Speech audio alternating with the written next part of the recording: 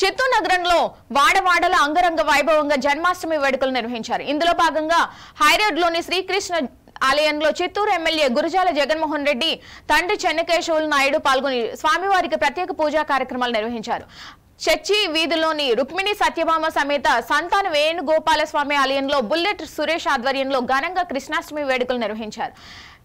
గిరింపేటలోని వేణుగోపాల కృష్ణస్వామి ఆలయంలో వైభవంగా కృష్ణాష్టమి వేడుకలు నిర్వహించారు. ఈ సందర్భంగా యాదవ్ కమిటీ అధ్యక్షులు వెంకటేష్, గౌరవ అధ్యక్షులు కోదండాలు మాట్లాడుతూ 25వ వార్షికోత్సవాన్ని ఘనంగా నిర్వహిస్తున్నామన్నారు. విశేష సంఖ్యలో పరిసర ప్రాంతాల భక్తులు పాల్గొని స్వామివారి కృపా కటాక్షాలకు పాత్రలైనట్లు తెలిపారు. రాత్రి ఉట్టికొట్టి పండుగ వాతావరణంలో నిర్వహిస్తున్నారు.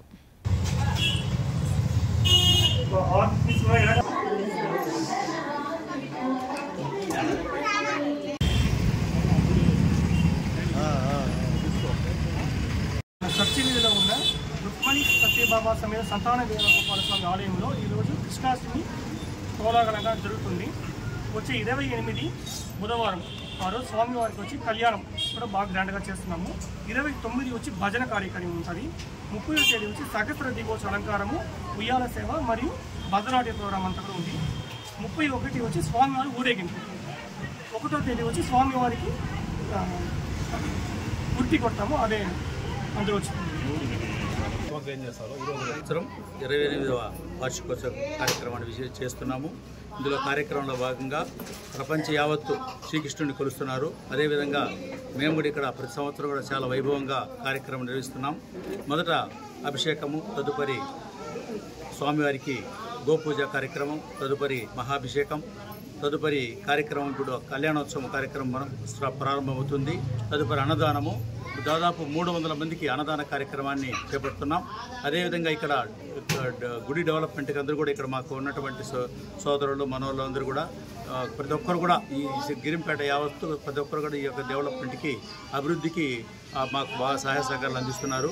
అదేవిధంగా ఈ గుడి డెవలప్మెంట్కి బోల్డ్ ఇదేవిధంగా పక్క సైట్ కూడా మేము డెవలప్మెంట్ చేయాలనేసి దేశం చేసుకున్నాము. ఆ రకంగా మేము ముందుకెళ్తున్నాము అనేసి ఈ యొక్క భక్తులకు అందరికీ విజ్ఞప్తి. అందరూ కూడా కార్యక్రమానికి వచ్చినందుకు ధన్యవాదములు.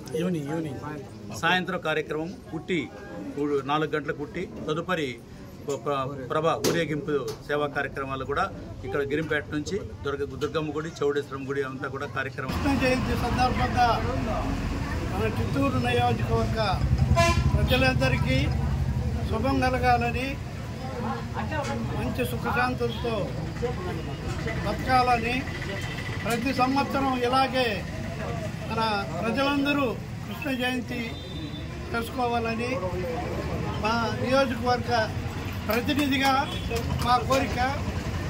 ధన్యవాదాలు. ఈరోజు గోకులాష్టమి కావాలని ధర్మ సంస్థాపనార్థాయ సంభవామి యుగే అన్నట్లుగా ఈరోజు గోకులాష్టమి కాబట్టి శ్రీకృష్ణుడు జన్మించినాడు కాబట్టి ఈ గోకులాష్టమిగా ప్రకటించబడుతుంది. 5489 సంవత్సరాలకు ముందు